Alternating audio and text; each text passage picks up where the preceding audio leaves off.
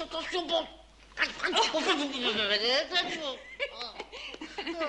Monsieur le curé est venu parce qu'il a eu une vilaine tornade. Une mauvaise bourrasque, chère madame. Ah, c'est ça, oui. Une mauvaise bourrasque qui a enlevé le toit de notre pauvre chapelle. Voilà. Et monsieur le curé désirait une petite aide financière pour les réparations qui s'imposent. Certes, il semblerait que la solidarité de tous les paroissiens devrait s'affirmer, mais la plupart d'entre eux font la sourde oreille. Eh bien, moi, je n'hésite pas à dire que je trouve cela révoltant. N'est-ce pas?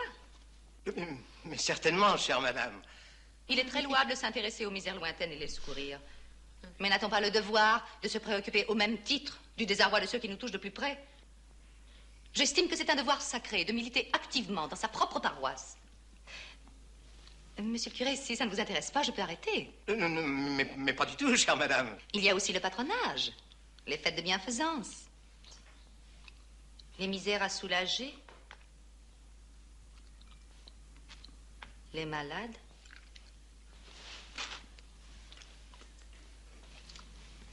Ah!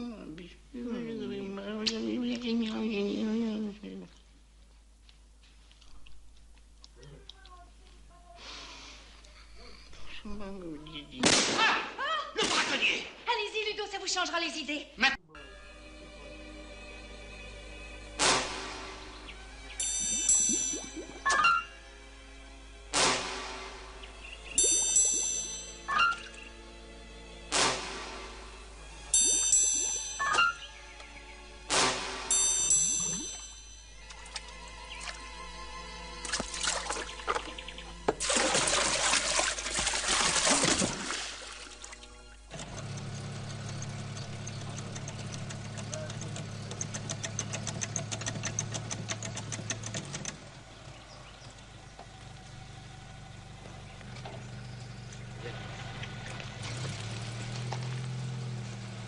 Je vais vous raconter l'histoire du petit chaperon rouge.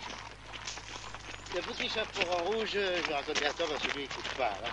Le petit chaperon rouge avait une mère grand, c'est-à-dire une grand-mère, qui vivait dans la forêt. Alors le petit chaperon rouge, qui avait une petite casquette rouge et puis une veston rouge, le petit chaperon rouge, il dit tiens, j'allais fêter la fête à ma mémé, je vais y porter un pot de beurre avec une grande galette de confiture. Et il part. Et alors, il arrive... Non, avant il rencontre le loup, un wolf. Et alors, le loup, il dit, ah tiens, où vas-tu, petit chaperon rouge? Alors, il dit, je vais chez ma mémé, qu'est-ce que tu as dans ton panier? Il dit, regarde, qu'est-ce que tu as dans ton panier, il peut voir. Alors, il dit, j'ai une galette, et un pot de confiture. Alors, c'est intéressant. Et où elle habite, ta mémé? Elle habite loin, là-bas, dans la forêt, très loin. Alors le loup, je me dis, les deux, il court vite, il va à la mémé. Alors, je me rappelle plus bien, il tape, j'en passe les incidents. Il rentre et il prend la place de la mémé. Et quand le petit chaperon rouge, après avoir batifolé, il a ramassé les coquelicots tout rouges, il arrive chez la mémé. Oh, mère grand, que vous avez de grands bras. C'est pour mieux t'embrasser, mon enfant. Oh, mère grand, que vous avez de grands pieds. C'est pour mieux marcher, mon enfant. Ça va, ça suffit. Donnez-moi le temps, arrête.